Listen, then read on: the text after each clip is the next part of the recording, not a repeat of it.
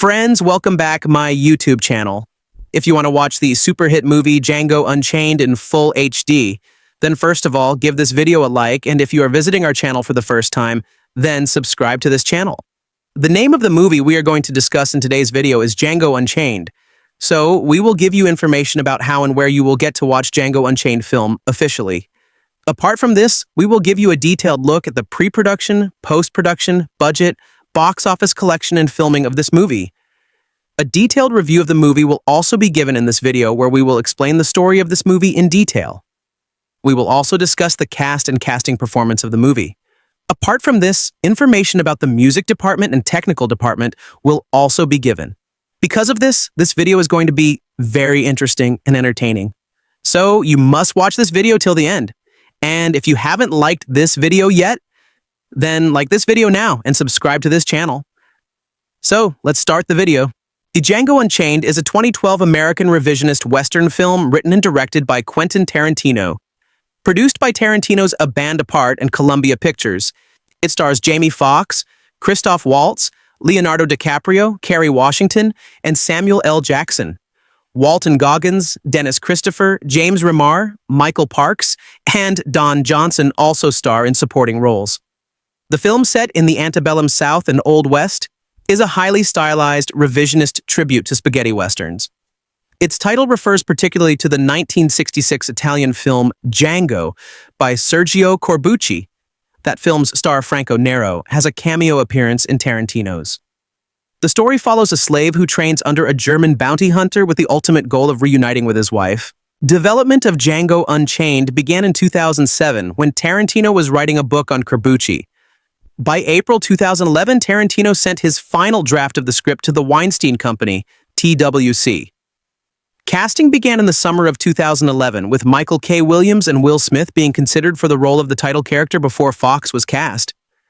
Principal photography took place from November 2011 to March 2012 in California, Wyoming, and Louisiana. Django Unchained premiered at the Ziegfeld Theater in New York City on December 11, 2012, and was theatrically released by the Weinstein Company on December 25th in the United States, with Sony Pictures releasing international handling international distribution. It was a commercial success, grossing $426 million worldwide against a $100 million budget, becoming Tarantino's highest-grossing film to date. The film received acclaim from critics, who praised the performances, especially those of Waltz and DiCaprio, and Tarantino's direction and screenplay. The film's extensive graphic violence and frequent use of racial slurs were controversial. The film received numerous awards and nominations, winning 2 out of 5 nominations at the 85th Academy Awards. Waltz won several awards for his performance, among them Best Supporting Actor at the Academy Awards, Golden Globes, and BAFTAs. For his screenplay, Tarantino won an Academy Award, a Golden Globe, and a BAFTA. Plot. In 1858, Texas, several male African-American slaves are being driven by the Speck brothers, Ace and Dickie. Among the shackled slaves is Django, sold off and separated from his wife, Broomhilda. The Speck brothers are stopped by Dr. King Schultz, a German ex-dentist and bounty hunter from Dusseldorf. Schultz asks to buy one of the slaves, but while questioning Django about his knowledge of the Brittle brothers, for whom Schultz is carrying a warrant, he irritates Ace, who aims his shotgun at Schultz. Schultz quickly kills Ace and leaves Dickie at the mercy of the other newly freed slaves, who kill him. Since Django can identify the Brittle brothers, Schultz offers Django his freedom in exchange for his help in tracking them down. Django discovers Schultz is a bounty hunter, as Schultz kills an outlaw named Willard Peck, who was posing as the sheriff in a small town. Schultz and Django then track the Brittle brothers down, leading them to a plantation. Django shoots dead the first brother, brutally whips the second before shooting him too, while Schultz kills the third brother. They then ambush and kill the plantation owner, who leads a group of lynchers. Django partners with Schultz through the winter and becomes his apprentice, and Schultz discovers Django's natural ability with gunslinging. Schultz explains that, being the first person he has ever given freedom to, he feels responsible for Django and is driven to help him in his quest to rescue Broomhilda. Django, now fully trained, collects his first bounty, keeping the handbill as a good luck charm. In Mississippi, Schultz uncovers the identity of Broomhilda's owner, Calvin Candy, the charming but brutal owner of the Candyland plantation, where black slaves are forced to fight in wrestling death matches called Mandingo fights. Schultz, expecting Candy will not sell Broomhilda if they ask for her directly, plots to feign interest in purchasing one of Candy's prized fighters, offer to purchase Broomhilda on the side for a reasonable sum, then take her and escape before the Mandingo deal is finalized. Schultz and Django meet Candy at his gentleman's club in Greenville and submit their offer. His greed tickled, Candy invites them to Candyland. After secretly briefing Broomhilda on the plan, Schultz claims to be charmed by the German-speaking Broomhilda and offers to buy her after arranging to buy a fighting slave. During dinner, Candy's staunchly loyal house slave, Steven, becomes suspicious. Deducing that Django and Broomhilda know each other and that the sale of the Mandingo fighter is just a misdirection, Steven alerts and privately admonishes Candy on his greed. Candy is humiliated at being fooled by a black man, but he contains his anger long enough to theatrically display his knowledge of phrenology, which he uses to justify white superiority and black inferiority. Candy's bodyguard suddenly bursts into the room with his shotgun trained on the two bounty hunters, and Candy furiously threatening to kill Broomhilda. He extorts Schultz for the complete bid amount and taunts him by demanding a formal handshake to finalize the deal before he leaves. Tired of his arrogance, Schultz fatally shoots Candy with a concealed derringer, and his henchman kills him in turn. Django grabs a revolver and, after a violent shootout, is forced to surrender when Broomhilda is taken hostage at gunpoint. The next morning, Steven tells Django that he will be sold to a mine where he will labor for the rest of his life. En route to the mine, Django proves to his dim-witted Australian escorts that he is a bounty hunter by showing them the handbill from his first kill. He convinces them that there is a large bounty for outlaws who are hiding at Candyland and promises that they would receive most of the money. The escorts release him and give him a pistol, and he kills them before stealing a horse and leaving for Candyland. Django returns to the plantation and kills more of Candy's henchmen. He takes Broomhilda's freedom papers from Schultz's pocket and frees her from a nearby cabin. When Candy's mourners return from his burial, Django kills Candy's few remaining henchmen, and his sister Lara releases the two remaining house slaves and kneecaps Steven. Django then ignites dynamite that he has planted throughout the mansion. He and Broomhilda watch from a distance as the mansion explodes, killing the disabled Steven before riding off together. Cast Jamie Foxx as Django Freeman, Christoph Waltz as Dr. King Schultz, Leonardo DiCaprio as Monsieur Calvin J. Candy, Kerry Washington as Broomhilda Hildy von Shaft, Samuel L. Jackson as Steven, Walton Goggins as Billy Crash, Dennis Christopher as Leonid Leo Mogai, James Remar as Butch Pooch, David Steen as Mr. Stonecipher, Dana Gurrier as Cora, Nicole Galicia as Sheba, Laura Caillouette as Larly Candy Fitzwilly, Ato Esendo as D'Artagnan, Sammy Rodaby as Rodney, Clay Donahue Fontenote as Luigi, Escalante Lundi as Big Fred, Miriam F. Glover as Bettina, Don Johnson as Spencer Big Daddy Bennett, Franco Nero as Amerigo Vespi. Other roles include James Russo as Dickie Speck, brother of Ace Speck and erstwhile owner of Django, Tom Wopet, Omar J. Dorsey, and Don Stroud play U.S. Marshal Gil Tatum, Chicken Charlie, and as Sheriff Bill Sharp. Beor Willard Peck, respectively. Bruce Dern appears as Old Man Carrican, the owner of the Carrican Plantation. M.C. Gainey, Cooper Huckabee, and Doc Duhame portray brothers Big John Brittle, Roger Lil Raj Brittle, and Ellis Brittle, respectively, overseers of both Carrican and Big Daddy's plantations. Jonah Hill plays Baghead No. 2, a member of Bennett's masked white supremacist group. Additional roles include Lee Horsley as Sheriff Gus, Rex Lynn as Tennessee Harry, Misty Upham as Minnie, and Danielle Watts as Coco. Russ Tamblyn and his daughter Amber appear as townspeople in Doherty, Texas. Their roles are respectively credited as Son of a Gunfighter and Daughter of Son of a Gunfighter. Zoe Bell, Michael Bowen, Robert Carradine, Jake Garber, Ted Neely, James Parks, and Tom Savini play Candyland trackers. Jackie Ido, who played Marcel in Tarantino's 2009 film Inglourious Bastards, makes an uncredited appearance as a slave. Michael Parks as Roy and John Jarrett as Floyd, alongside Tarantino himself in a cameo appearance as Frankie, play the Lee Quint Dickey Mining Company employees. Tarantino also appears in the film as a masked baghead named Robert. Production. On development. In 2007, Quentin Tarantino discussed an idea for a type of spaghetti western set in the United States of America's pre-American Civil War Deep South.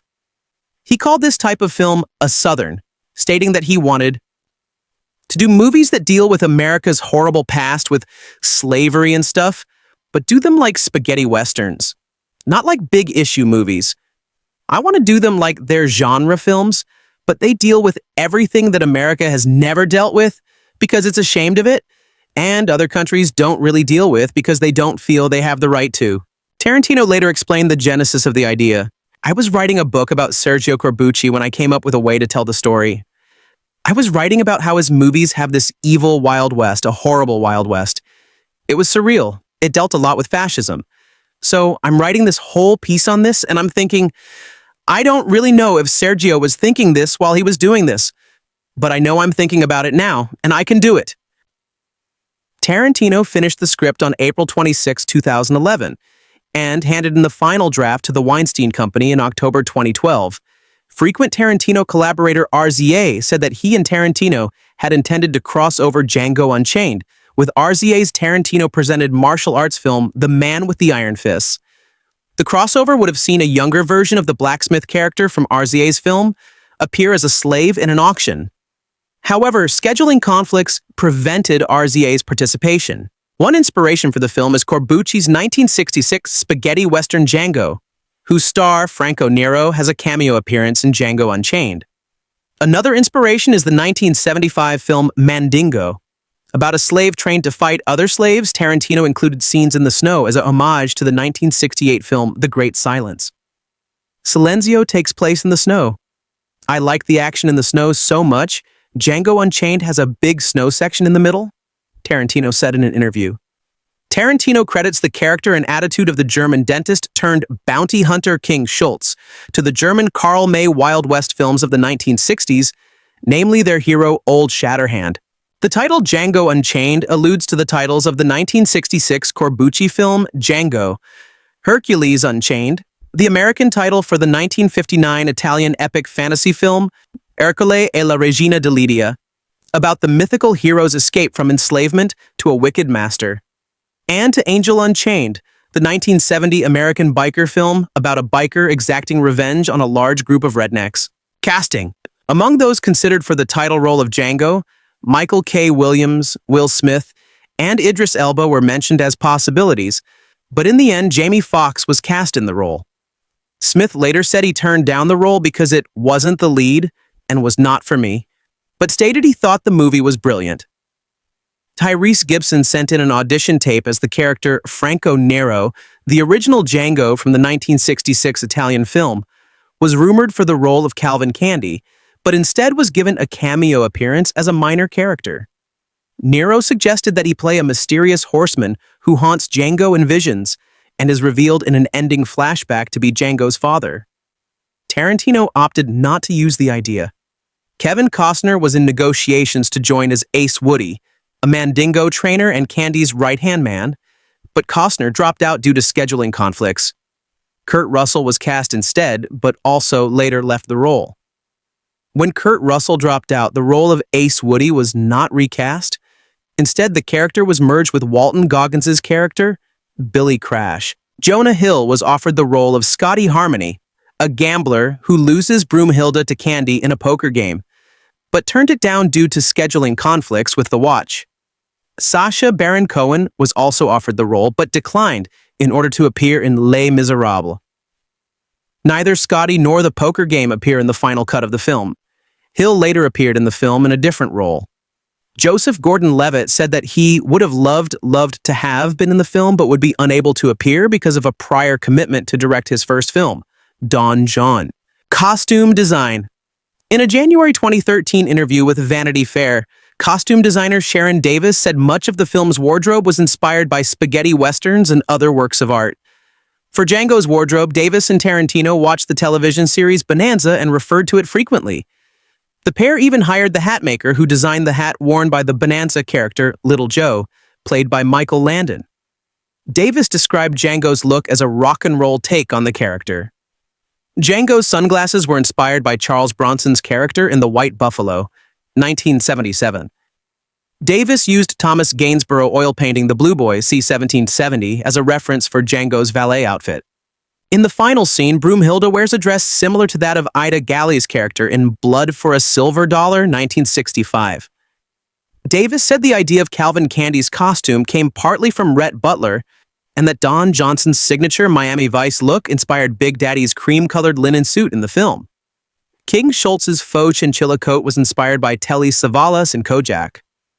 Davis also revealed that many of her costume ideas did not make the final cut of the film, leaving some unexplained characters such as Zoe Bell's tracker, who was intended to drop her bandana to reveal an absent jaw. Filming. Principal photography for Django Unchained started in California in November 2011, continuing in Wyoming in February 2012, and at the National Historic Landmark Evergreen Plantation in Wallace, Louisiana, outside of New Orleans, in March 2012. The film was shot in the anamorphic format on 35mm film. Although originally scripted, a subplot centering on Zoe Bell's masked tracker was cut and remained unfilmed due to time constraints. After 130 shooting days, the film wrapped up principal photography in July 2012. Kerry Washington sought to bring authenticity to her performance in several ways. The actor playing her overseer used a fake whip, but Washington insisted the lashings really hit her back. And to dramatize her punishment inside an underground coffin-size metal container, she and Tarantino agreed she would spend time barely clothed in the hot box before the filming began, so the feeling of confinement would be as realistic as possible. Django Unchained was the first Tarantino film not edited by Sally Menke, who died in 2010. Editing duties were instead handled by Fred Raskin, who had worked as an assistant editor on Tarantino's Kill Bill. Raskin was nominated for a BAFTA award for Best Editing, but lost to William Goldenberg for his work on Argo. Broken glass incident. During the scene when DiCaprio's character explains phrenology, DiCaprio cut his left hand upon striking the table and smashing a small glass. Despite his hand profusely bleeding, DiCaprio barely reacted and remained in character under the astonished eyes of his fellow actors. He is seen taking out pieces of broken glass from his hand during the scene. After Tarantino's cut, there was a standing ovation by the other actors to praise DiCaprio's performance. Despite the incident, Tarantino, therefore, decided to keep this sequence in the final cut. DiCaprio is seen with his left hand bandaged in the scene after when he is signing Broomhilda's papers. Contrary to popular belief, DiCaprio wiped fake blood on Washington's face in a separate take. Music. Main article, Django Unchained soundtrack. The film features both original and existing music tracks. Tracks composed specifically for the film include 100 Black Coffins by Rick Ross and produced by and featuring Jamie Foxx, Who Did That to You, by John Legend, and Cora Qui, by Ennio Morricone and Elisa, and Freedom by Anthony Hamilton and Elena Boynton. The theme, Django, was also the theme song of the 1966 film. Musician Frank Ocean wrote an original song for the film's soundtrack, but it was rejected by Tarantino, who explained that Ocean wrote a fantastic ballad that was truly lovely and poetic in every way, but there just wasn't a scene for it. Ocean later published the song entitled Wiseman on his Tumblr blog. The film also features a few famous pieces of Western classical music, including Beethoven's Für Elise and Dies Irae from Verdi's Requiem. Tarantino has stated that he avoids using full scores of original music. I just don't like the idea of giving that much power to anybody on one of my movies. Morricone made statements criticizing Tarantino's use of his music in Django Unchained and stated that he would never work with the director after this film, but later agreed to compose an original film score for Tarantino's The Hateful Eight in 2015. In a scholarly essay on the film's music, Hollis Robbins notes that the vast majority of film music borrowings comes from films made between 1966 and 1974, and argues that the political and musical resonances of these allusions situate Django Unchained squarely in the Vietnam and Watergate era, during the rise and decline of Black Power cinema. Jim Croce's hit I Got a Name was featured in the soundtrack. Release, marketing. The first teaser poster was inspired by a fan art poster by Italian artist Federico Mancosu. His artwork was published in May 2011, a few days after the synopsis and the official title were released to the public. In August 2011, at Tarantino's request, the production companies bought the concept artwork from Mancosu to use for promotional purposes, as well as on the crew passes and clothing for staff during filming. Theatrical run. Django Unchained was released on December 25, 2012 in the United States by the Weinstein Company and released on January 18, 2013 by Sony Pictures Releasing in the United Kingdom. The film was screened for the first time at the Directors Guild of America on December 1st, 2012, with additional screening events having been held for critics leading up to the film's wide release. The premiere of Django Unchained was delayed by 1 week following the shooting at an elementary school in Newtown, Connecticut on December 14th, 2012. The film was released on March 22, 2013 by Sony Pictures in India. In March 2013, Django Unchained was announced to be the first Tarantino film approved for official distribution in China's strictly controlled film market.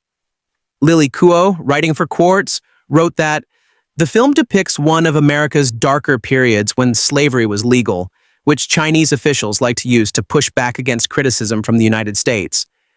The film was released in China on May 12, 2013. Home media. The film was released on DVD, Blu-ray, and digital download on April 16, 2013. In the United States, the film has grossed $31,939,733 from DVD sales and $30,286,038 from Blu-ray sales, making a total of $62,226,571. Reception. Box office.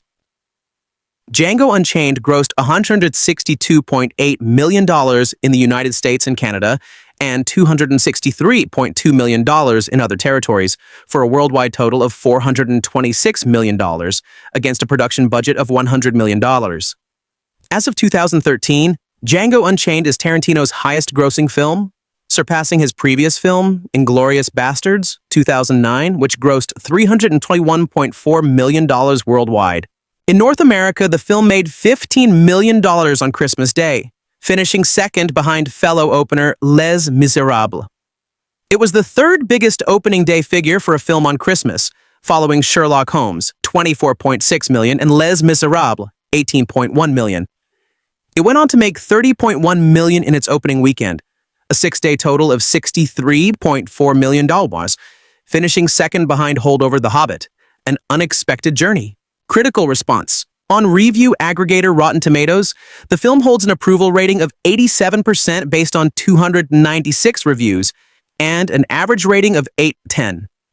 The website's critical consensus reads, "Bold, bloody, and stylistically daring, Django Unchained is another incendiary masterpiece from Quentin Tarantino." Metacritic, which assigns a rating to reviews, gives the film a weighted average score of 81 out of 100, based on 42 critics, indicating universal acclaim. Audiences polled by CinemaScore gave the film an average grade of A on an A+ to F scale. Roger Ebert of the Chicago Sun-Times gave the film 4 stars out of 4 and said, "The film offers one sensational sequence after another, all set around these two intriguing characters who seem opposites but share pragmatic, financial, and personal issues." Ebert also added, "Had I not been prevented from seeing it sooner because of an injury, this would have been on my year's best films list." Peter Bradshaw, film critic for The Guardian, awarded the film 5 stars, writing, "I can only say Django delivers wholesale that particular narcotic and delirious pleasure that Tarantino still knows how to confect in the cinema. Something to do with the manipulation of surfaces. It's as unwholesome, deplorable, and delicious as a forbidden cigarette." Writing in the New York Times, critic A.O. Scott compared Django to Tarantino's earlier Inglourious Basterds. Like Inglourious Basterds, Django Unchained is crazily entertaining, brazenly irresponsible, and also ethically serious in a way that is entirely consistent with its playfulness. Designating the film a Times Critics pick, Scott said Django is a troubling and important movie about slavery and racism. Filmmaker Michael Moore praised Django, tweeting that the movie is one of the best film satires ever. Dan Jolin of Empire magazine praised DiCaprio's performance, saying he plays the role of Candy to hateful perfection. A spiteful, brown-toothed bully, avaricious, vain, and prone to flattery, but criticized Foxx as a comparatively weak link whose soft musical voice jars against Django's terse deliveries. To the contrary, Owen Gleiberman, film critic for the Entertainment Weekly, wrote, "Django isn't nearly the film that Inglourious was. It's less clever, and it doesn't have enough major characters or enough of Tarantino's trademark structural ingenuity to earn its 2-hour and 45-minute running time." In his review for the Indie Week, David Fellerath wrote, Django Unchained shows signs that Tarantino did little research beyond repeated viewings of Sergio Corbucci's 1966 spaghetti western Django and a blaxploitation from 1975 called Boss Nigger, written by and starring Fred Williamson. New Yorker's Anthony Lane was disturbed by their Tarantino's fans' yelps of triumphant laughter at the screening I attended as a white woman was blown away by Django's guns. An entire issue of the academic journal Sefundi was devoted to Django Unchained in Django Unchained and the Global Western, featuring scholars who contextualize Tarantino's film as a classic Western. Dana Phillips writes, Tarantino's film is immensely entertaining, not despite but because it is so very audacious, even at times downright lurid, thanks to its treatment of slavery, race relations, and that staple of the Western, violence. No doubt these are matters that another director would have handled more delicately and with less stylistic excess than Tarantino, who has never been bashful. Another director also would have been less willing to proclaim his film the first in a new genre, the Southern. In 2025, it ranked number 59 on the Reader's Choice edition of the New York Times list of the 100 best movies of the 21st century. Accolades. Main article, list of accolades received by Django Unchained. Django Unchained garnered several awards and nominations. The American Film Institute named it one of its top 10 movies of the year in December 2012. The film received 5 Golden Globe Award nominations, including Best Picture and Best Director and Best Screenplay for Tarantino. Tarantino won an Academy Award for Best Original Screenplay. Christoph Waltz received the Academy Award for Best Supporting Actor, the Golden Globe Award for Best Supporting Actor, and the BAFTA Award for Best Supporting Actor, his second time receiving all 3 awards, having previously won for his role in Tarantino's Inglourious Basterds. The NAACP Image Awards gave the film 4 nominations, while the National Board of Review named DiCaprio their Best Supporting Actor. Django Unchained earned a nomination for Best Theatrical Motion Picture from the Producers Guild of America. Criticism. Use of racial slurs and portrayal of slavery. Some commentators thought that the film's overusage of the word nigger was inappropriate. They objected to that even more than to the extensive violence depicted against the slaves. Other reviewers have defended the usage of the language in the historical context of race and slavery in the United States. African-American filmmaker Spike Lee, in an interview with Vibe, said he would not see the film, explaining, "All I'm going to say is that it's disrespectful to my ancestors. That's just me. I'm not speaking on behalf of anybody else." Lee later wrote, "American slavery was not a Sergio Leone spaghetti western. It was a Holocaust. My ancestors are slaves stolen from Africa. I will honor them." Actor and activist Jesse Williams has contrasted accuracy of the racist language used in the film with what he sees as the film's lack of accuracy about the general lives of slaves, too often portrayed as well-dressed negresses in flowing gowns, frolicking on swings and enjoying leisurely strolls through the grounds, as if the setting is Versailles, mixed in with occasional acts of barbarism against slaves. That authenticity card that Tarantino uses to buy all those niggers has an awfully selective memory. He also criticizes what seems to be a lack of solidarity among slave characters, and their general lack of a will to escape from slavery, with Django as the notable exception. Wesley Morris of the Boston Globe praised the realism of the villain Stephen, played by Samuel L. Jackson, comparing him to such black Republicans as Clarence Thomas or Herman Cain. Jackson said that he believed his character to have the same moral compass as Clarence Thomas does. Jackson defended the extensive use of the word nigger. Saying Tarantino said nigger too many times is like complaining they said kike, sick, too many times in a movie about Nazis. The review by Jesse Williams notes, however, that these anti-Semitic terms were not used nearly as frequently in Tarantino's film about Nazis, Inglourious Basterds, as he used nigger in Django. He suggested that the Jewish community would not have accepted it. Writing in the Los Angeles Times, journalist Aaron Aubrey Kaplan noted the difference between Tarantino's Jackie Brown and Django Unchained. "It is an institution whose horrors need no exaggerating.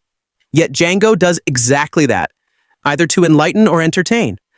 A white director slinging around the N-word in a homage to 70s blaxploitation a la Jackie Brown is one thing, but the same director turning the savageness of slavery into pulp fiction is quite another." While hosting NBC's Saturday Night Live, Jamie Foxx joked about being excited to kill all the white people in the movie. Conservative columnist Jeff Kuhner responded to the SNL skit for The Washington Times, saying, "Anti-white bigotry has become embedded in our postmodern culture." Take Django Unchained. The movie boils down to one central theme: the white man is devil, a moral scourge who must be eradicated like a lethal virus. Samuel L. Jackson said to Vogue Man that Django Unchained was a harder and more detailed exploration of what the slavery experience was than 12 Years a Slave.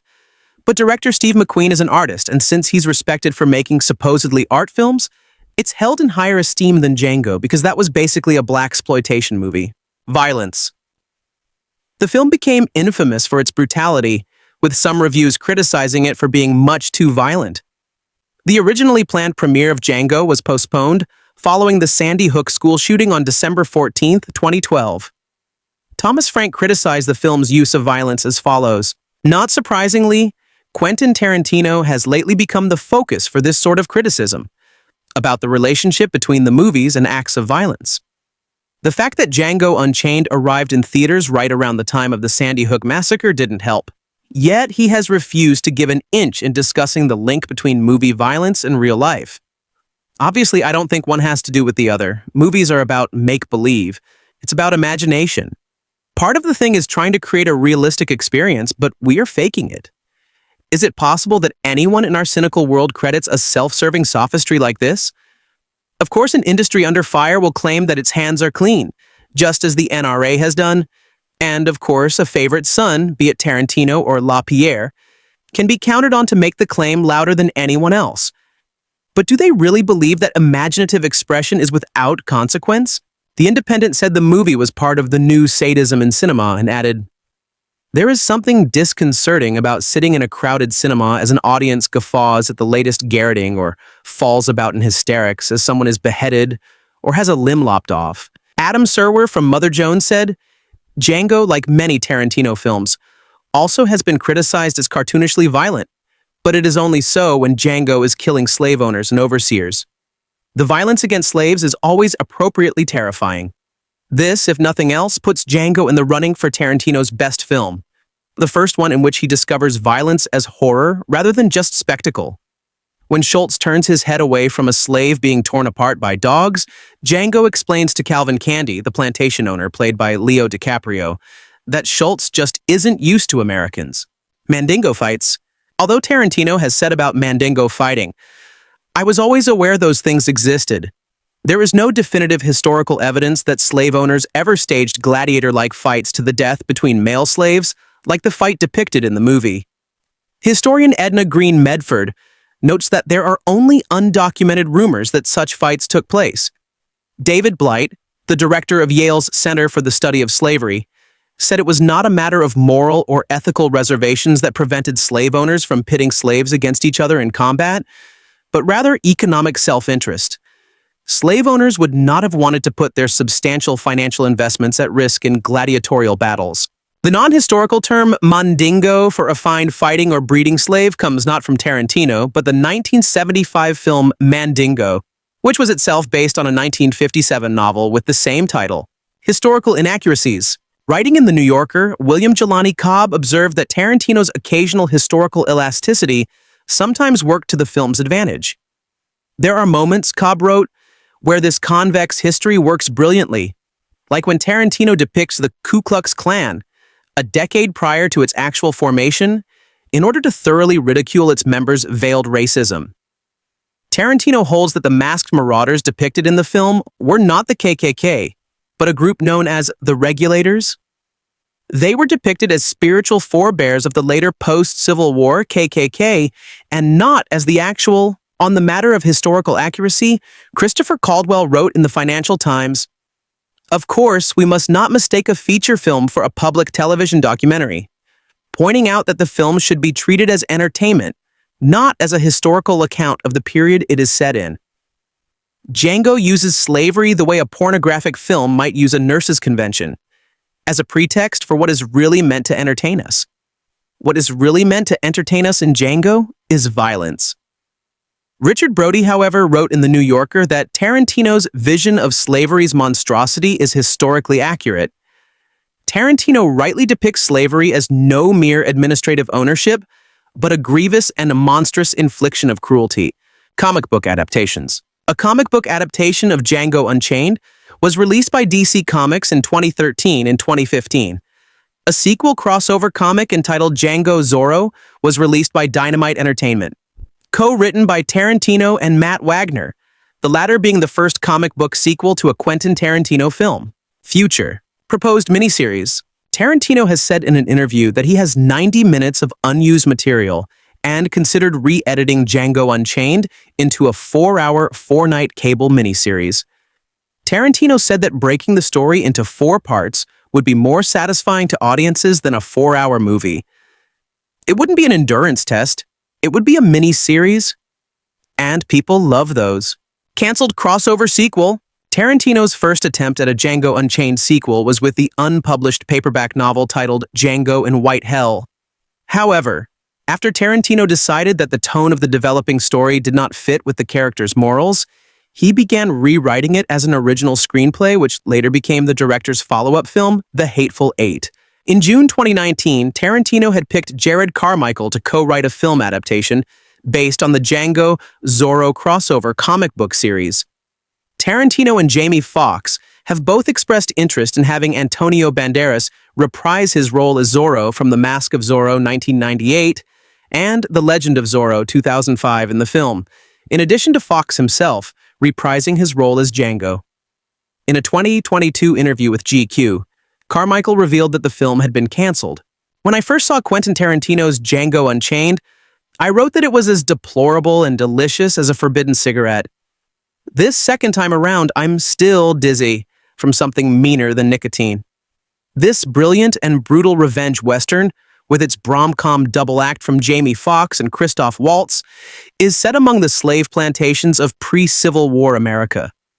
It is partly based on the 1960s cult Django Western starring Franco Nero, who returns in cameo here, and partly on the notorious 1975 exploitation picture Mandingo, but it's distinctive on its own fantastically outrageous terms. An audacious and horribly funny comic book nightmare. Tarantino, king of the comeback, famously returned John Travolta to the pop culture frontline for Pulp Fiction, and indeed, renewed crime writer Eddie Bunker's Pulp Fiction stardom by getting him an acting gig as Mr. Blue in Reservoir Dogs. Now Tarantino has made his own comeback after a recent worrying slump, with his best film since Kill Bill Vol. 1. It's certainly an awful lot better than the previous film Inglourious Bastards, which I attacked on account of its misfiring spaghetti Nazi theme and bafflingly dull plot. I should here record that many did not agree with this view, and my previous lavish praise for the great man only seemed to make things worse. Someone online called me a petulant Tarantini bopper, throwing a strop. Well, possibly. For me, Tarantino had always been the master of a certain type of narcotic euphoria in the cinema. Something exquisitely superfluous, something to do with his mastery of surface and style, an ability to make you believe in it and see through it at the same time. That ability has gloriously returned. Foxx plays Django, a slave in 1858, who, on being transported through Texas in the bitter winter cold, has a fateful encounter with the extraordinary Dr. King Schultz, a mysterious German former dentist played by Christoph Waltz, with dapper and dainty eccentricity and smilingly faultless English. Django's new friend gives him a taste of freedom, but is astonished to learn of his connection with a fellow slave, a beautiful woman named Broomhilda, Carrie Washington. It is a mishearing of the name Brunhilde given by her German masters. She is being held at the plantation Candyland in Mississippi, owned by the revolting racist and sadist Calvin Candy, unforgettably played by Leonardo DiCaprio. Somehow, and with Schultz's help, Django must get her out. His soul will never be unchained until he sets his love free and takes a terrible revenge on her oppressor. DiCaprio's Candy is hideously self-possessed with southern politesse and a crocodile grin revealing bad teeth, which, given Dr. Schultz's abandoned vocation, may have been intended by Tarantino as a subliminal ill omen. He has a kind of ruined charisma, a shabby youth running to the seed of early middle age. And he is easily outdone in terms of presence by Foxx's Django, who after a bizarre experiment with a sub-Pierrot servant costume, carries off the cowboy style with an incomparable swagger. Good as they are, Foxx, DiCaprio, Waltz, and Washington are utterly upstaged by Samuel L. Jackson, who gives an extraordinary performance as Stephen, Candy's household attendant, an Uncle Tom figure utterly and aggressively loyal to the white master with a deathly stare, a disturbing Parkinson's-type tremor, and a habit of dropping the N-bomb more aggressively than anyone else, and heaven knows everyone is dropping it pretty aggressively. With muscular tactlessness, Tarantino has taken the stereotype and turned it up to 11. Stephen is a Pétain in the below-stairs Vichyite regime, propping up the ruler's loathsome racism. Django himself, imposing as a mandingo trader of slaves trained to fight, is sickened by his own pretense as a collaborator. Tarantino shoves everything like this under your nose. Only he and Jackson could possibly have got away with that Stephen character. It is genuinely gasp-inducing. Slavery is a subject on which modern Hollywood is traditionally nervous, a reticence amounting almost to a conspiracy of silence, except, of course, in the explicit context of abolition. As far as Hollywood is concerned, the day-to-day existence of unabolished slavery has been what welfare reformists called the live rail. Don't touch it. It takes a film unencumbered with liberal good taste to try. Lars von Trier's Manderley was one, and here is another. Consider now the curious character of Dr. King Schultz. He is an itinerant dentist who works from his little wagon, traveling the back roads of the pre-Civil War South. As Quentin Tarantino's Django Unchained opens, we see a line of shackled slaves being led through what I must describe as a deep, dark forest, because those are the kinds of forests we meet in fairy tales. Out of this deepness and darkness, Schultz, Christoph Waltz, appears, his lantern swinging from his wagon, which has a bobbling tooth on its roof. 1 Mas 813. I added material involving Stephen, played by Samuel L. Jackson. For the record, my star rating would be 4 stars. Yes, had I not been prevented from seeing it sooner because of an injury, this would have been on my year's best films list. Schultz explains himself with the elaborate formality he will use all through the film. He has reason to believe one of the slaves might be of interest to him. This is the slave named Django, Jamie Foxx. He enters into negotiations to purchase Django, who he has reason to believe may help him in finding the Brittle brothers for reasons involving the doctor's late wife. And already Tarantino has us, and it's off to the races. The film offers one sensational sequence after another, all set around these two intriguing characters who seem opposites but share pragmatic, financial, and personal issues. We never look back. Maybe it's just as well. But now I must ask, before the plot hurdles ahead, does it strike you as strange that Dr. King Schultz, in all of the vastness of the South, should have been driving his wagon through just that very deep, dark forest where Django was being led? How could he have even known about that? How odd that the path of the wagon and the slaves, which should have sailed past one another like two ships in the night, should meet head to head. There are no shifts in perspective, no chopping up of the chronology, no chapter separations. It is essentially a straightforward rescue, the prince's quest heightened by being located amid the old-world pining feudal system of the southern aristocracy. The script even spells it out, having relieved laconic slave Django Jamie Foxx of his irons. German bounty hunter Dr. King Schultz, a hirsute, dapper Christoph Waltz, is astonished to learn that not only is his new partner married, but also his wife, Kerry Washington, is named Brumhild Devon Shaft. Over a campfire, he tells Django of her namesake, Brumhilda of German legend, how she is abducted by a dragon and taken to the top of a mountain where she is surrounded by hellfire. It is then up to hero C. Freed, explains King, to make the perilous journey to rescue her, and Django, he says, is a real live Sigef Freed. Thus, Django has his own hellfire to contend with, and there is a dragon to battle. Speaking of which, one of Django Unchained's most exquisite pleasures is Leonardo DiCaprio's Calvin Candy, the owner of Grand Plantation Candyland. Although he does not breathe fire so much as hot air when considering DiCaprio for the role, Florentino reimagined Candy as a petulant boy emperor. It is a role the actor plays to hateful perfection, a spiteful brown tooth-fed bully.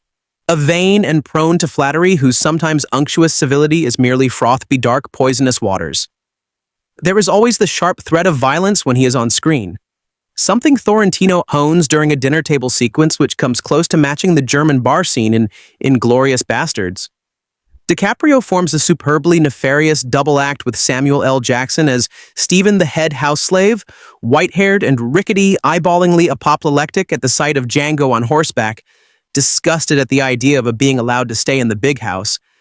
And Waltz is also excellent as accomplished playing a hero, for Tarantino as he was as the villainous Hans Land in Bastards. Despite residing at the opposite end of the moral spectrum, Dr. King is just as brilliantly verbose. Sadly, the weak link, ironically, is Jamie Foxx. The man has physical presence that is undeniable. And as Django, he certainly looks the part.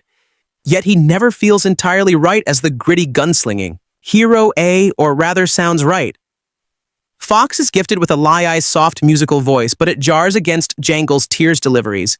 I like the way you die. Boy should be a grits pad, houndinger of a zinger, but with Foxx it falls like a feather. There are other problems too. Tarantino's benchion for black comedy and hype. Sometimes cartoonish violence runs up against his bold decision to depict the horrors of slavery hidden. The lashings, the terror of the hot box sand in one bone chillingly nasty scene, the pugilistic atrocity of a Mandingo fight. This, of course, is all part of Django's story and utterly relevant, but it doesn't sit comfortably next to those Mortarino elements or his brand of spaghettification. Django Unchained is also frankly just too damn long. Or rather, its story is just too damn short. For the running time, which pushes 3 hours. There is nothing inherently bad about long-running times. And one of Tarantino's strengths is the way he's unafraid to let a scene run and run. His reams of dialogue unfurling in luxuriously unhurried fashion. But that tendency is here at its least tempered. Django could easily have moved faster without at all harming the quality. It could have taken even more of a lead from its Italian Western inspirations, and more often cut to the chase and the action. To quote Taco Inley owns the good, the bad, and the ugly. When you have to shoot, shoot, don't talk, I have to face. That it. Quentin Tarantino's Django Unchained is his most entertaining piece of movie, making since Pulp Fiction. Some of it, particularly in this first half, is excruciatingly funny, and all of it has been brought off in a spirit of burlesque, mental, violent absurdity, pushed to the level of flagrancy and beyond. That's the place where Tarantino is happiest, out at the edge, playing with genre conventions, turning expectations inside out, ginning up the violence to exploitation movie levels. The film is in two parts. The first half is a mock Western. The second is a mock revenge melodrama about slavery set in the Deep South and ending in fountains of redemptive spurting blood. Django is a crap masterpiece, garrulous and repetitive rich with jokes and cruelties, including some old South cruelties that Thano invented for himself. It's a very strange movie, luridly sadistic and morally ambitious at the same time. And the audience is definitely alive to it, reveling in its incongruities, enjoying what's lusciously and profanely over the top. He's 49 years old, but in some ways, Quentin Tarantino is still that genius kid in the video store. We can still see him rubbing his hands gleefully as he makes his films. Drunk on film's possibility, he makes up his own rules, smashing through genres, audaciously blurring time periods, laughing in the face of cinematic convention. He's the filmmaker reimagined as part Mozart, part Willy Wonka, and part Sid Vicious. The end product is almost always obscenely entertaining. But don't make the mistake of thinking that Fontino is all raging. There's rigor and even scholarship in his work. Indeed, it takes a lot of discipline to be so brilliantly anarchistic. Florentino makes me laugh at and revel in things I generally don't like. He extreme violence for one offensive language for an A, which is one of his great gifts. Like all talented filmmakers, he's a con man, a grifter. He gets away with things because he's that good. Kids, do not try this at home. But I do think that for all his mad scientist tricks, Tarantino's greatest and perhaps most underappreciated gift is writing dialogue. Each character gets his or her own patois, his own idiom, and delights in his own languagea, whether it be cracked slang or floridly pretentious wordplay. And when Tarantino wants to write someone genuinely witty and eloquent, as is the case with the Django Unchained droll bounty hunter King Schultz, Christoph Waltz say it's a marvelous thing to behold. Tarantino's last film was the enormously satisfying and glorious Space, a warped revenge pick about a gang of Jewish toughs killing Hitler. As a Jewish woman, I can say I had zero problem with Tarantino taking on my people's collective tragedy. The genius was, it was the Jews who did the clobbering. I cheered wildly. Florentino seems to be on his, if only history was super cool kick right now, because with the Django Unchained, he's getting his revenge on white slave owners in the South. In many ways, this is a companion piece Toa and Glorious Bastard. So we are still squarely in revenge flick mode, but instead of we Spike Lee child the copyrights, Toronto now mixes up a gumbo of spaghetti westerns, black exploitation, and even sweeping romance films. He wields the same trick as in Bastards. Tarantino may not be black, but he allows the film's hero Jaime Foxx's freed slave Django to do the majority of the butt whipping. It doesn't feel exploitative. It feels cathartic. The plot. In short, Schultz rescues Django because he can identify 3 names on his bounty list. Schultz is morally repulsed by slavery and takes an immediate liking to Django. When he sees that Django is also an excellent shot, fastest gun in the South. Schultz stubs him. He makes him a deal. If Django helps Schultz kill the rest of the names on his bounty list, he'll help Django penetrate the Mississippi Candlin plantation, where his beloved wife, Brum Hilda Carey Washington, is enslaved. The first half of the film is a spirited buddy pick. Countryside killing bad guys in all sorts of Varroco ways, cheating death and slowly bonding.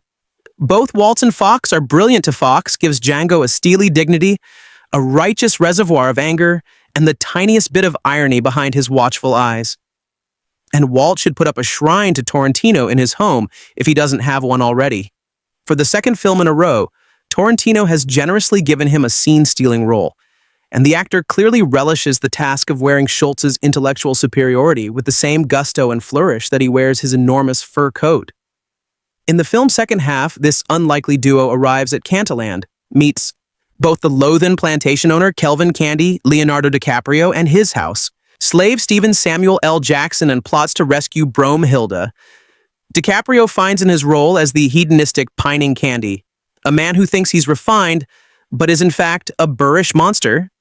But in a way, Jackson gives the bravest performance in the film. His Stephen is both dutifully loyal to his bratty boss and consumed with self-loathing. His jealousy over Django's freedom manifests as suspicion and sting resentment. Jackson goes deep inside the conflicted mind of a so-called Uncle Tom. It's riveting. Alas, the film's coda is overlong and unnecessarily bloody for all his brilliance. I do wish that Thana was capable of showing a Samia restraint. There's a horrible scene of bare-knuckled fighting to the death that I had to look away from. Unfortunately, Thea's sound was possibly worse than the visuals.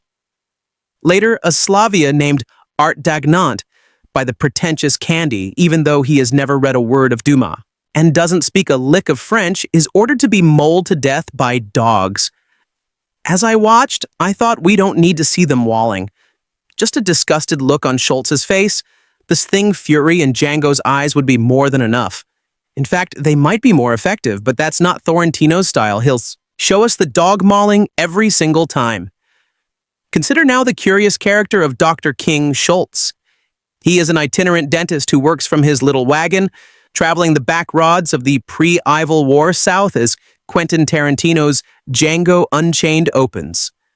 We see a line of shackled slaves being led through what I must describe as a deep, dark forest because those are the kinds of forests we meet in fairy tales.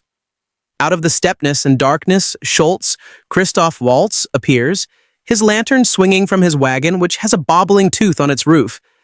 Schultz explains himself with the elaborate formality he will use all through the film. He has reason to believe one of the slaves might be of interest to him. This is the slave named Django Jaime Foxx. He enters into negotiations to purchase Django, who he has reason to believe may help him in finding the Brittle brothers for reasons involving the doctor's late wife. And already Tarantino has us, and it's off to the races. The film offers one sensational sequence after another, all set around these 2 intriguing characters who seem opposites, but share pragmatic, financial, and personal issues. We never look back. maybe it's just as well. But now I must ask, before the plot H hurtles ahead, does it strike you as strange that Dr. King Schultz, in all of the vastness of the South, should have been driving his wagon through just that very deep, dark forest where Django was being led? How could he have even known about that? How odd that the path of the wagon and the slaves, which should have sailed past one another like two ships in the night, should meet head to head. Let us leave Dr. Schultz engaging in one of his several financial transactions during the film, fueled by a generous supply of cash. Let us explain him. He is a wizard from a fairy tale, a man capable of knowing about people's lives, steering their fates, seducing them into situations in which they receive the destinies they deserve. Although there is a great deal of the realistic in Gede, including brutal violence, King Schultz is not real in the same way as the rest, I require the term Ada ex machina. I apologize to my many readers who already know it.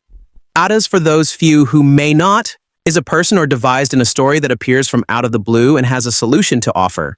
I quote Wikipedia.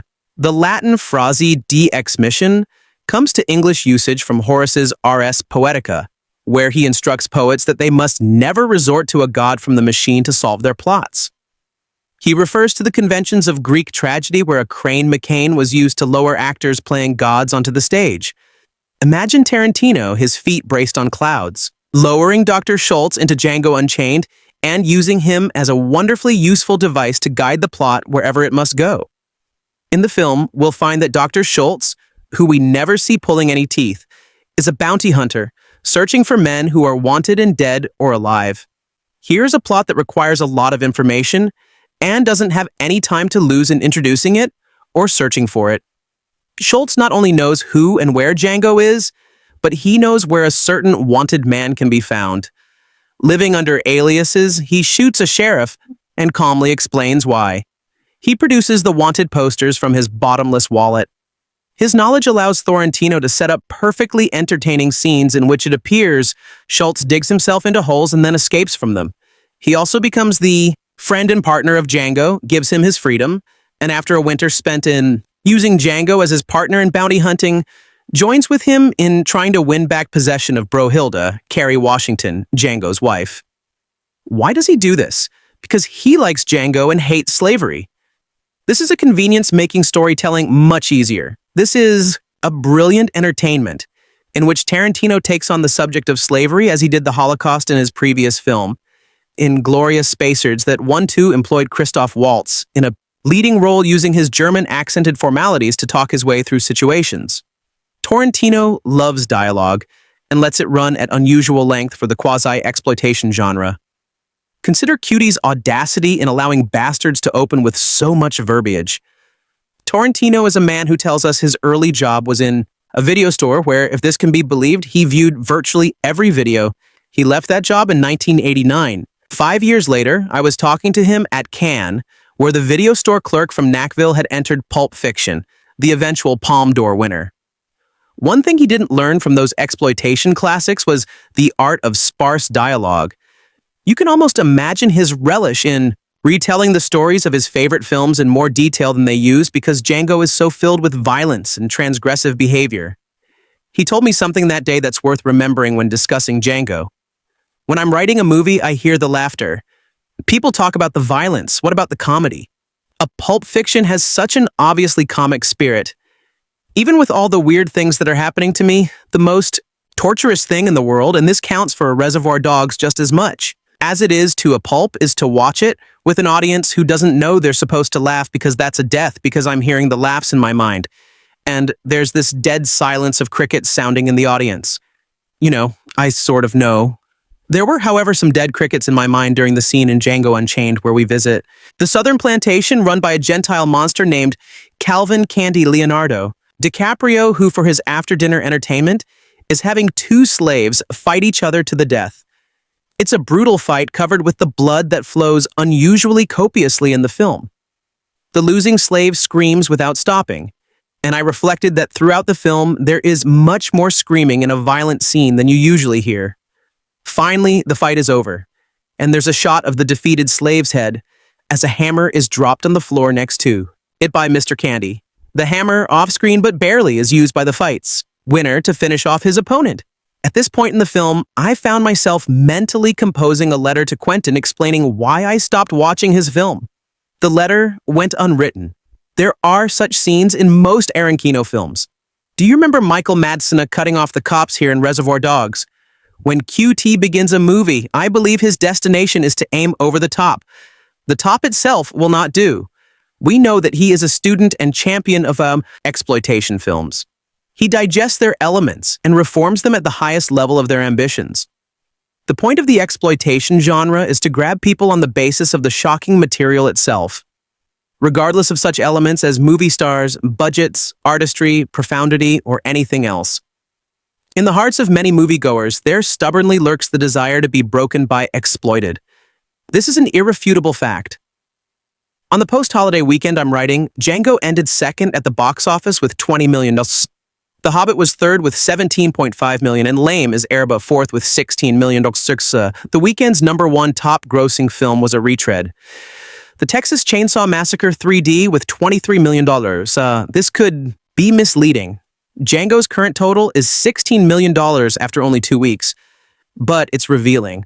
What Tarantino has is an appreciation for gut-level exploitation film appeal combined with an artist's desire to transform that gut element with something higher, better, more daring. His films challenge taboos in our society in the most direct possible way, and at the same time add an element of parody or satire. Consider the fight scene I described. Where's the comedy? Tarantino says he hears laughter in his mind. Why? I suspect it's because this entire film takes the painful, touchy subject of slavery and approaches it without the slightest restraint. At some point in the scene, Cutie's laughter may be because the audience expects to see violence, but doesn't expect to get it to such an extreme. He's rubbing it in. The film is often beautiful to regard. Tarantino's southern plantations are flat lands in spring cloud, covered with groups of slaves standing as figures in a landscape. His film leads us all the way to Candyland, where the odious Calvin Candy owns Django's wife, Brom Hill Devonshaft, Carrie Washington. Candy stages fights to the death with slaves called Mandingo and Schultz, says he wants to buy one of the fighters. He says he'll throw in a little extra for Candy's slave woman, Broom Hilda, because she speaks German and he yearns to speak his native tongue. That's clever misdirection with the Mandingo as a cover story. Candy believes it. Not everybody at Candyland does. This is such a flamboyant film that the most challenging performance in it, the one that rubs it in the most, actually runs the risk of being overlooked. That is Samuel L. Jackson's work as Stephen Calvin Cann's most favored and privileged slave. He acts as butler and chief of staff at Candyland. He is well-dressed, treated with relative respect by Candy, and seen by the other slaves as no better than a racist white because he betrays his race. He is the classic Uncle Tom, elevated to Grand Uncle Thomas Esquire. There's a telling scene where Stephen and Calvin relax behind closed doors at the end of the day, sharing snifters of brandy. In these closed quarters, they might be equals. I was reminded of Downtown Abbey and the privileged conversations between the Earl of Grantham and the butler Carson. No doubt Stephen leads the most comfortable life possible for a slave at that time. But what a price he pays. No one has glowering eyes that threaten more than Jackson's, and we can all but read his mind as he regards Django, Rohilda, and Schultz, and sees through Schutz's story that he wants to pay a preposterous price just for someone to speak German with. He confronts Calvin with the obvious. It ties to Django, who loves Brohilda and desires her. Revealing this truth involves Stephen in a betrayal that in some respects is the most hateful action in the movie because he sins not only against the others but against himself. He confirms that in some putrid sinkhole of his soul. He regards himself as white.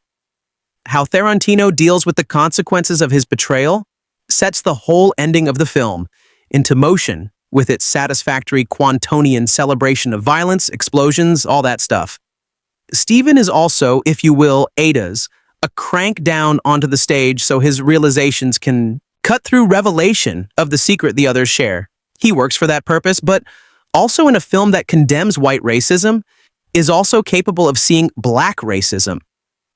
Stephen is a crucial character because he forces African-American viewers to acknowledge the role some of their forebears played at the time.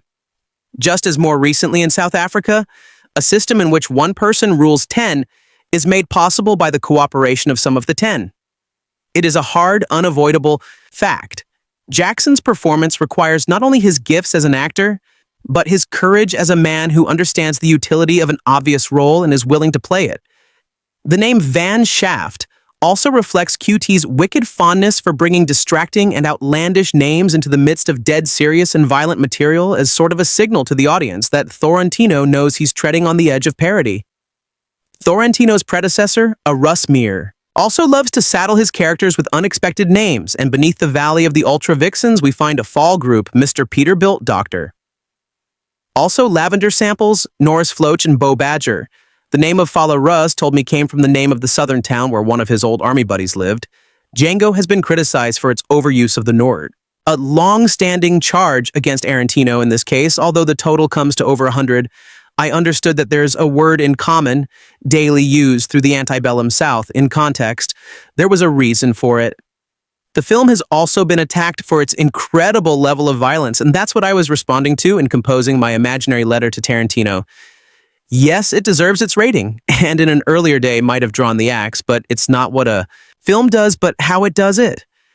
And in one sense, the violence here reflects Tarantino's desire to break through audiences' comfort level for exploitation films, and insist, yes, this was a society and culture that was inhuman.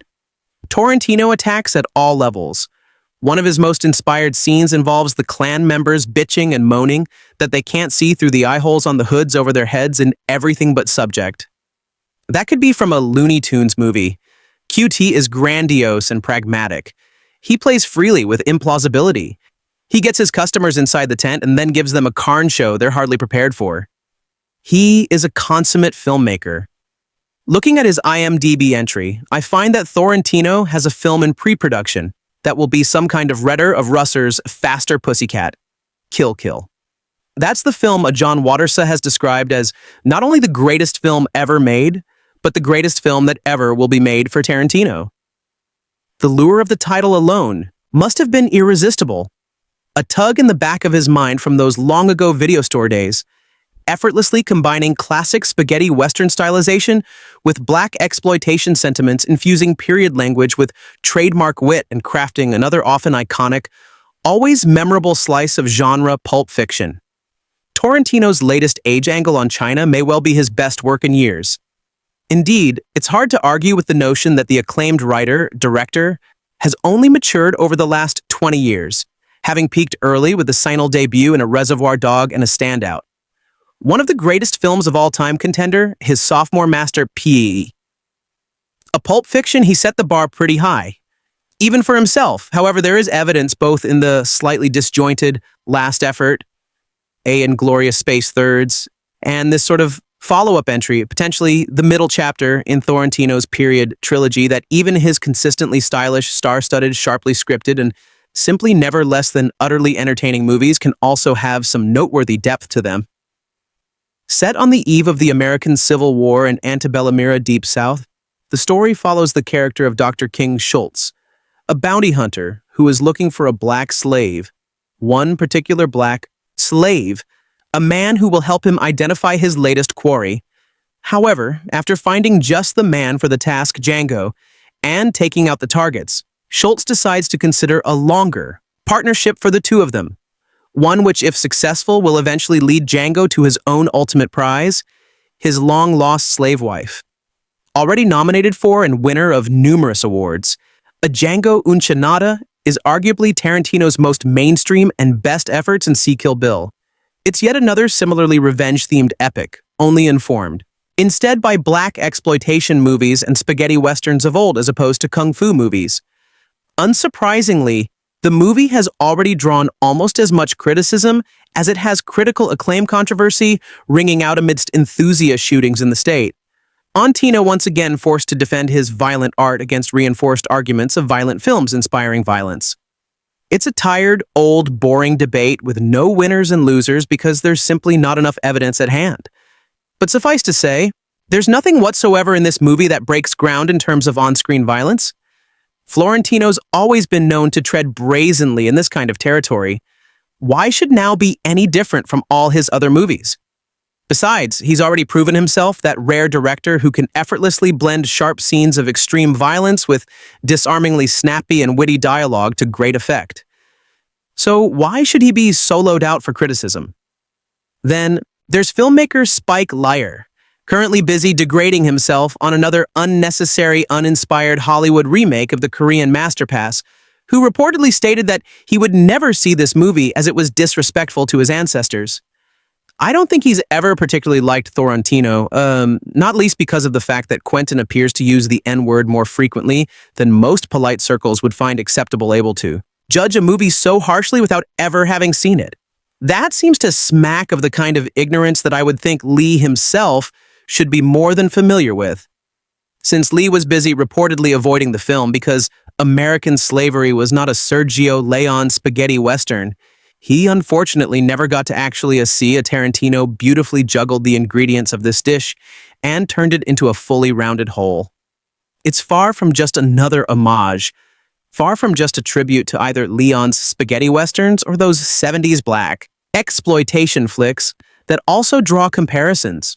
Sure, Tarantino perfectly infuses his film with the style, music, action, and setting of a spaghetti western, whilst playing out the story of a more traditional black exploitation flick.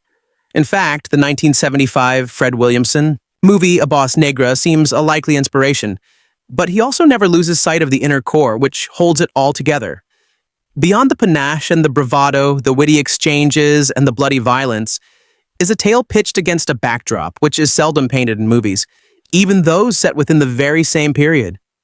Here we get to see the true horror of slavery in a pre-Civil War South, a time when the more enlightened North was finally discarding the horrors of its past, but the backward South was choosing instead to become entrenched in its twisted bigotry. Tarantino was intent on making this an important aspect of his epic feature. And certainly this ideal is evident in almost every scene, with the master writer crafting a script that exposes some of the most obvious racial prejudices in some very subtle and innovative ways. First up, there's a scene involving the predecessors to the Klux Klan arguing over whether or not they should wear their hood, as because they can't see out of them. It's a brilliant metaphor for the question over whether or not they should continue to follow their unjustified prejudices, because this bigotry similarly makes them both blind and ignorant. Then, there's a scene where the main antagonist discusses the physical defects to the brain of an African-American, which supposedly makes them inherently predisposed towards being more subservient. It's a wonderful turned-on-its-head variation of the Tarantino script True Roman Cosa eggplant scene between Dennis Hopper and Christopher Walken. And it's this kind of writing that exemplifies why the razor-sharp script has been put under the Oscar spotlight. Of course, nothing is ever a normal in a Tarantino movie, and he turns almost every stereotypical glitch, a tilde copyright D character on its head, defying the boundaries of both a standard story format, 3X, and of conventional storytelling. But this is still arguably the closest he's come to a reasonably normal linear narrative. Yes, we get a few flashbacks to flesh out the characters, and events along the way are both long-term flashbacks and also skipping around in the current timeline, like the return to the scene where Django shows off just how good a shot he is. But this is certainly his most straightforward, considering what we have become accustomed to since the non-linear, near-circular narrative of fapple fiction, the triple intersection of Fang-glorious bastards, and the flashback upon flashback of Kill Bills. Django's Atabak 2D plot is probably only remarkable because of its refusal to adhere to the conventional 3-act structure. Unsurprising, since Tarantino abandoned the notion of 3 acts with his very first script. Indeed, and somewhat ironically, it's only in this added 4th act that things start to go off the rails a little bit. Just around the time when things kick off, and also not unrelatedly around the time when Tarantino pops up and arguably has a worst cameo ever complete with his worst accent ever, which wavers from some kind of South African variation to a really bad Australian imitation. Still, it's not a terrible way to close out the film. Just a double-barreled conclusion to the proceedings, which on the plus side offers up twice the quota of the violence that we would have had with just one ending. And the preceding 120 minutes. That's pure majesty, a work of art. Tarantino's furtively having fun behind the camera, no doubt chuckling to himself at hearing his subtle and sharp dialogue being brought to life by a bevy of at the top of their game stars, whilst frequently spinning the zoom dial to jerk the image in and out in a fashion that marks the movie's only distinct nod towards its 70s ancestors. Notwithstanding the opening credit font and the aforementioned score, more on the latter later, he has every right to be pleased. However, as it's thanks to a choice bit of casting in his two main leads that Django strikes out as one of his most perfected movies of all time.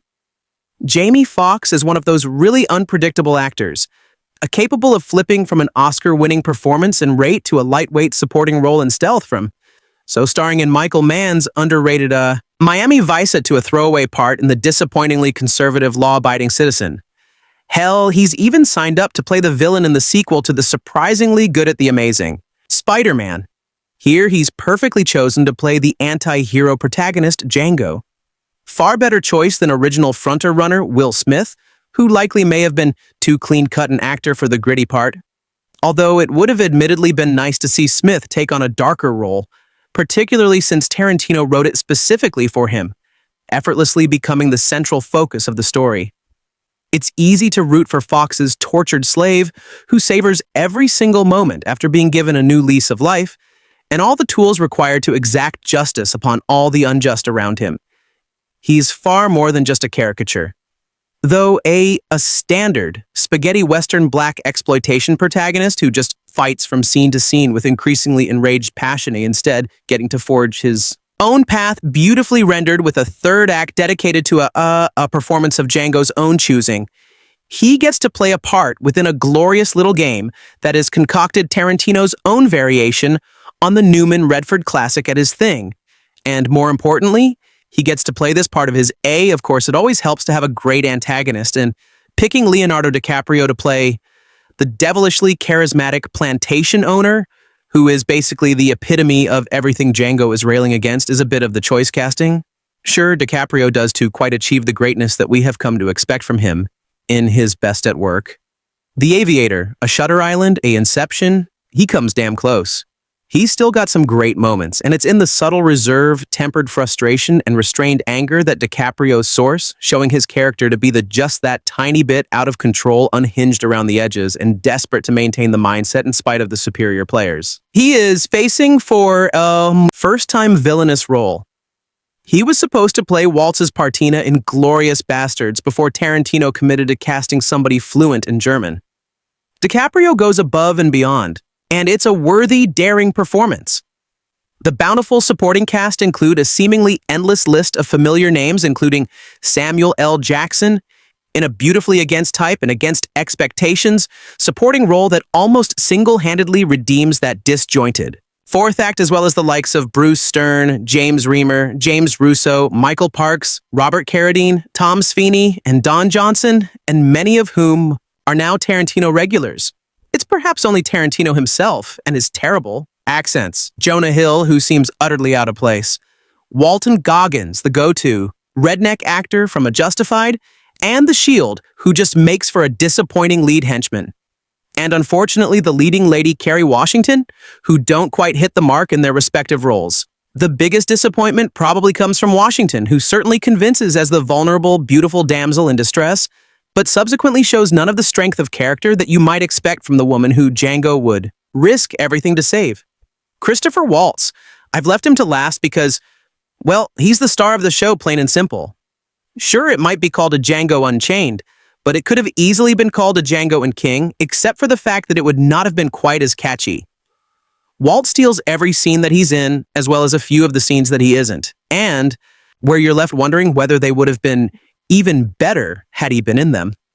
The Austrian-German actor had been in the business for some 30 years before he was basically discovered by Tarantino, and basically became an overnight sensation with his Oscar-winning turn, Nina and Glorious Bastard Z. Easily the single best thing about that movie once again. He's looking at an Oscar for Best Supporting Actor with Django, and it's no surprise, he utterly deserves it. His mentor-partner character is beautifully rounded by Waltz's razor, sharp delivery of the film's funniest lines, and his warm, captivating tales along the way. His almost mellifluous delivery gives the script the wonderfully salivated feel like he's chewing on every single syllable. and his character arc is arguably even more involving than the slightly more predictable one of Django himself. Yes, between Tarantino's stellar Oscar-worthy script, Waltz's Oscar-worthy performance, Foxx's star turn, and a near-perfect set of superb supporting characters, a Django Unchained is superior viewing, likely to be one of the best films of the year still in January. It's almost unnecessary to go into how great the soundtrack is. Not only an ode to all those classic more-known scores of old Once Upon a Time in the West, Once Upon a Time in America, but also utilizing a newly recorded track by Morone himself. Ayor, to revel in the sumptuous Oscar-nominated cinematography by long-term Tarantino collaborator Robert Richardson, The Aviator, A Shutter Island, born on the 4th of July, who perfectly captures the stunning vistas both in their snowy glory and in the rich, humid southern sun. After all, you're surely already sold on the script and performances alone. The score and cinematography just top off this delectable desert. Memorable scene comes after memorable scene quote for the dialogue abounds. Although never treading too far from the plausible dialogue you might expect from the period setting, Tarantino delicately and skillfully treading a fine line between his usual Pulp Fiction delivery and what you might accept as being spoken in these times, and oftentimes blending the two into a wonderfully rich and multi-layered end product. It's equal parts viscerally and intellectually satisfying, unafraid to pointedly comment upon racism and slavery, whilst also unabashed in its bloody head-popping violence, which delivers the punchline to its more meaty statements about society, past and present. It's a magnificent effort from a director who remains one of the greatest cinematic influences of this generation. Indeed, I can see a Django Unchained easily winning 4 out of its 5 Oscar nominations. It's the best picture category that will be tough to achieve, but not because it doesn't deserve it. Crazy as it sounds, wouldn't it be great Django Unchained to somehow beat a Spielberg? Directed Daniel Lewis starring biopic about arguably one of the greatest American presidents in history. I'm sure I'll have to check back here and do some judicious editing once the Oscar results are finally in. But in the meantime, allow me to revel in the dream that Django will get the recognition that it so rightly deserves. The first great must-see movie of the year, Tarantino's tour of Forcia Django Unchained. Highly recommended between Quentin Tarantino's stellar Oscar-worthy script, Christoph Waltz's Oscar-worthy supporting performance, Jamie Foxx's memorable star turn, and a near-perfect set of superb supporting characters. A Django Unchained is superior viewing. And that's even before we get to the evocative score, both directly influenced by, and actually featuring contributions from the great composer Ennio Morricone himself. The sumptuous cinematography also up for an Oscar in the epic scale of the piece, which adopts Tarantino's usual I don't play by the rules attitude with respected 4-act structure and distinctive stylization. Indeed, whilst I always maintain that a Pulp Fiction remains his best work, a Django Unchained is one of the rare efforts from the groundbreaking filmmaker that actually also has a weighty depth to it. One which goes way beyond the sheer entertainment value that he consistently delivers here, exposing and clinically assassinating much of the age-old bigotry that burned the antebellum South to the core. Hopefully it'll win all of the awards it so rightly deserves. Highly recommended. A great start to 2013. Django Jamie Foxx is a slave walking through Texas in winter, while chained up among some other slaves all bought at auction. A German dentist, Dr. King Schultz, Christoph Waltz, comes walking around looking for Django. Schultz is actually a bounty hunter, and he needs Django's help identifying some outlaws that he has had first-hand experience with. Django does so in return for Schultz's help in saving his wife Hilda Carey Washington, who is being held by plantation owner Kelvin Candy Leonardo DiCaprio, a man who likes to train his slaves to fight to the death. Writer-director Quentin Tarantino tends to talk in circles about his next projects and which projects he would actually like to do.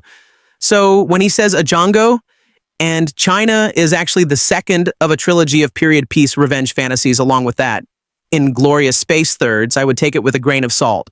Either way, a Jang or Broken Bar is a great new addition to this new era of Tarantino. Gone are the days of simplistic gangster pictures that only become complex with clever editing and even more clever dialogue. Ever since he killed Bill, Tarantino's penchant for violence seems much less about implication like it once was, and much more in your face and out in the open. He paints these big, epic portraits with blood and bullets. He uses these big water balloons of blood which bug me, but Tarantino shoots the hell out of a shootout. The friendly fire was a nice touch. The dialogue has also never been more clever. His comebacks are still sharp. His monologues are still engrossing, but he doesn't lean on being just talky stories anymore. There were many great scenes of silence in Kill Bill and in Glorious Space Thirds, and that trend continues in a Django Unchained. This is very clear when it comes to Jamie Foxx and Kerry Washington. Jamie Foxx really impressed me. He has the kind of steely resolve and icy exterior that any gunslinging cinematic badass might have, but he also carries with him a deep sadness and anxiety. Kerry Washington delivers a very similar performance. She practically has zero dialogue but more emotions than any other actor in the movie. Every time she is on screen, she is utterly heartbreaking. I love those kind of performances. So the big personality of the other three main characters could never distract me from it. Those three are, of course, Christoph Waltz, Leonardo DiCaprio, and Samuel L. Jackson. Waltz's delivery and Tarantino's writing go together like spaghetti and meatballs, and that is really put to the test with this movie. Waltz has to handle just so much dialogue. He has a lot of exposition and a lot of explanation to cover. Even in his casual encounters with characters, he had words just falling out of his mouth. DiCaprio really steps out of his comfort zone. He is unrecognizable as the sadistic Southern fried owner of Candyland. He is helped by his house servant, Stephen Samuel L. Jackson. Calvin and Stephen are to Django Unchained what Hitler and Lander were to Bastards. This is, I think, the first Florentino movie I have seen where the pacing and flow just does not work as well as it should. That is weird considering many of his movies are actually cut into chapters and should feel episodic, yet somehow they don't. This is actually the first movie other than a Death Proof of where his movie runs in chronological order. The pace might have fared better if what should have been the climactic moment of the movie took place a little later, so we can forgo the few minutes afterward. That just feel kind of like filler. What's even stranger than the movie, however, is how seriously some of our high-minded critics have taken it as a portrait of slavery. Didn't they notice that Tarantino throws in a nest? NL.type skit about the Ku Klux Klan, who gather on their horses for a raid only to complain petulantly that they can't see well out of their slitted white hoods. Or that Samuel L. Jackson does a roaring bug-eyed parody of an Uncle Tom, house slave in the second half. Or that the heroine of the movie, a female slave, is called Brome Hill Devonshaft. Could Mel Brooks have done any better, Lily Venia? I suppose is slightly better. Yes, we are told that Brumhilda's German mistress gave her the name and taught her German. But Fontino was never more improbable than when he supplies explanations for his most bizarre fancies. Some of his characters spring from old genre movies. Some spring full-blown from the master's head. None have much basis in life or in any social reality to speak of. Remember the Jews who killed Nazis with baseball bats? Yes, of course there are killers in the Old West and cruel slave masters in the South. The central characters in the movie about the juices, everything into gaudy pop fantasy. I enjoyed parts of Django Unchained very much, but I'm surprised that anyone can take it as anything more than an enormous put-on. Much has already been written about the movie, but I would like to add a few notes of appreciation and complain. Don't read past the middle of this post if you haven't seen the movie. Tarantino loves elaborate trick of the extremes of politeness, the exquisitely beautiful word, the lengthy, ridiculous argument that becomes funny precisely because it's so entirely beside the point. Remember the stiff formalities among the criminals in Reservoir Dogs or the early conversation between John Travolta and Samuel L. Jackson in Pulp Fiction? The two men are about to kill some punks who owe drug money to their boss. They stop to chat.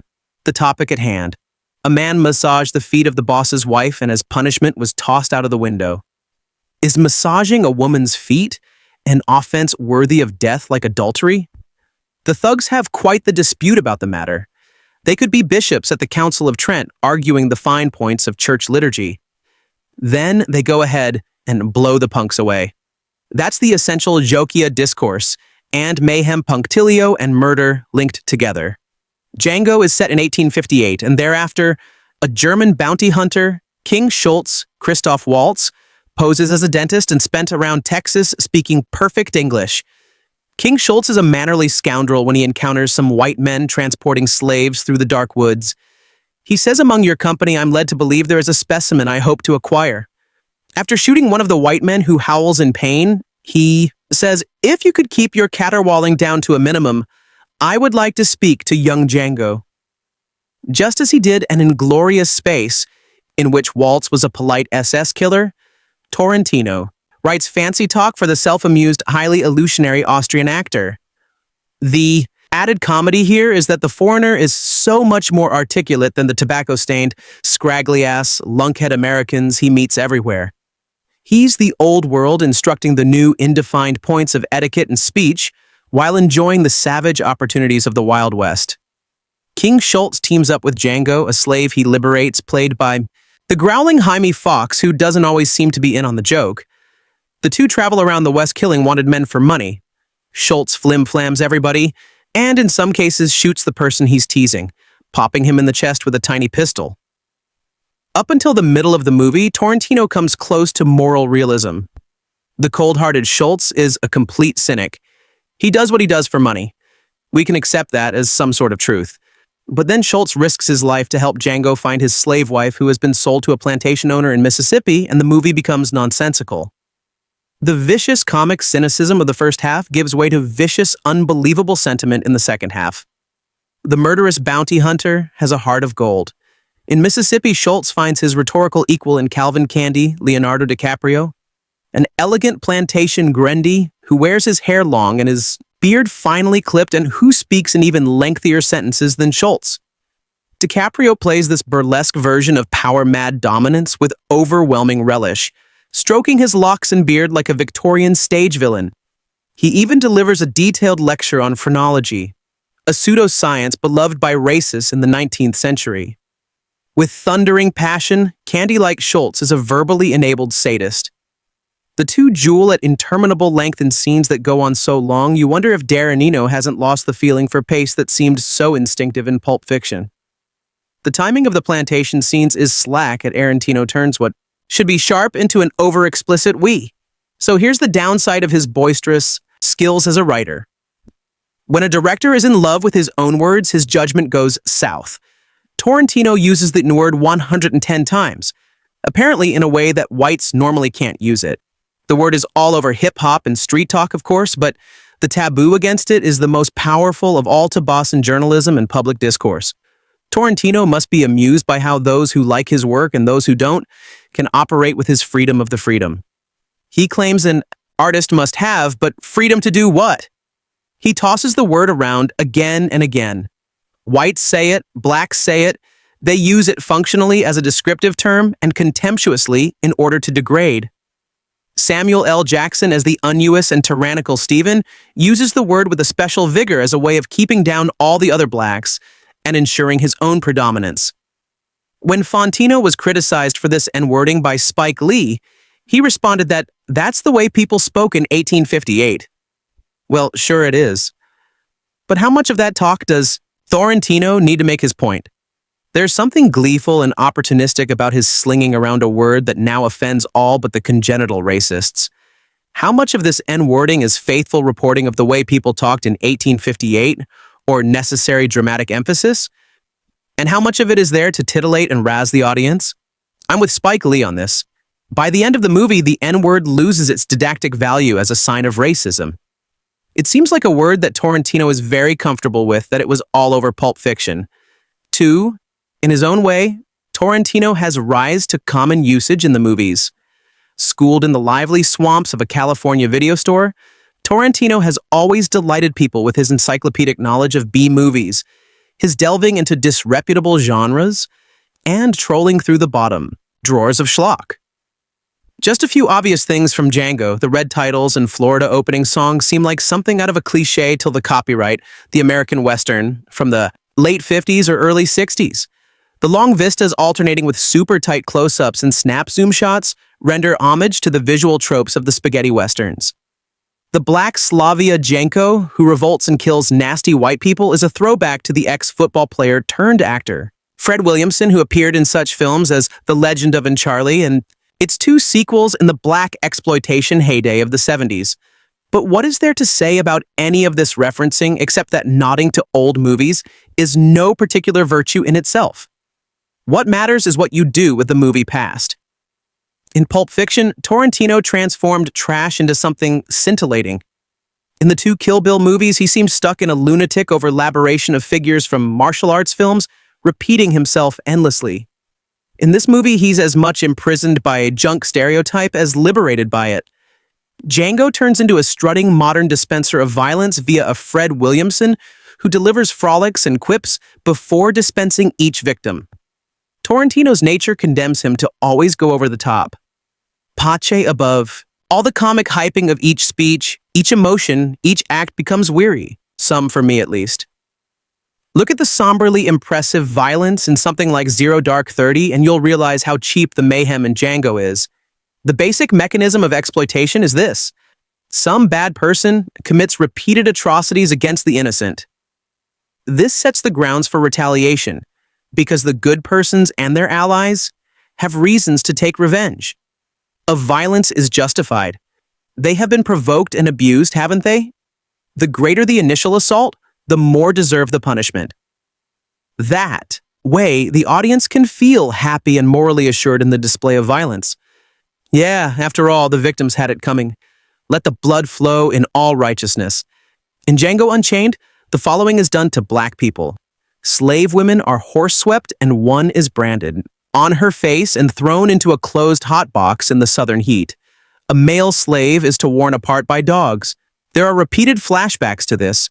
Django himself is hung upside down naked, his genitals menaced by a white plantation thug holding a red-hot knife. Two black slave as Go fighters are shown fighting to the death in a gentleman's club. The gentlemen in the beautiful frog coat smoke cigars and drink rum cocktails and make bets. The inclusion of all the former atrocities can be justified since slavery depended on constant coercion. No argument there, but the Mandingo fighting as central to the Boda is a fake. There was no such thing in the slave South.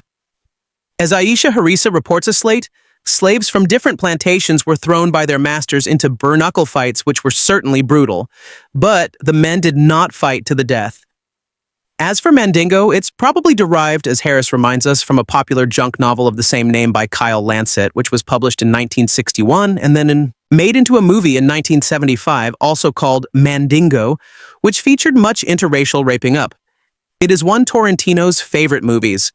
As he has said, a voluptuous piece of erratic and violent trash. In other words, his love of junk has led him to mix nonsense with the actual brutalities of slavery. The Mandingo scene in Django ends with DiCaprio's plantation owner giving the victorious man a hammer to finish off the loser. You hear the skull being smashed. In Django, all the atrocities against blacks are staged as viscerally as possible with lip-smacking emphasis. I wouldn't call the scene sorrowful. Is Tarantino telling us much about slavery that we don't know? Or is he turning us on with cruelties that set up an even bloodier vengeance? Tarantino has used this basic mechanism of exploitation. In the past, there was, slicing her way to vengeance in the Kill Bill movies. The Jews performing a counter-Holocaust, incinerating the Nazi leadership in a Paris movie theater in Glorious Bastards. Thanks, Quentin. The woman taking care of Kurt Russell's nasty stuntman in Death Proof. Tarantino is so bent on revenge that he imposes it retroactively and counterfactually on history. He's indignant over the submissiveness of history's victims. So he gives them a second shot, as it were, to eliminate their masters. As Candy gives his phrenology lecture, he holds the skull of old Ben, a former slave who shaved Candy's father every morning with the straight razor. Why don't they kill us? He moves and he points to Bumpson, the skull which indicate to his eyes inborn traits of passivity. Well, Tarantino gives him an answer. In the end, Django takes his revenge, killing dozens of white men and women, and the blood explodes off their bodies in little bursts of red. We're meant to understand that the violence isn't real, that it's hyperbolic. There's even grisly little joke about it. One of the bad guys is used as a shield by Django, and the sap gets shot again and again, and he howls. It's funny in a sick way, but how many jokes can you appreciate? Before you begin to feel a little rotten, Django Unchained isn't a guilty pleasure, it's a squalid pleasure. Django Unchained is a movie by Quentin Tarantino, based 2 years before the Civil War.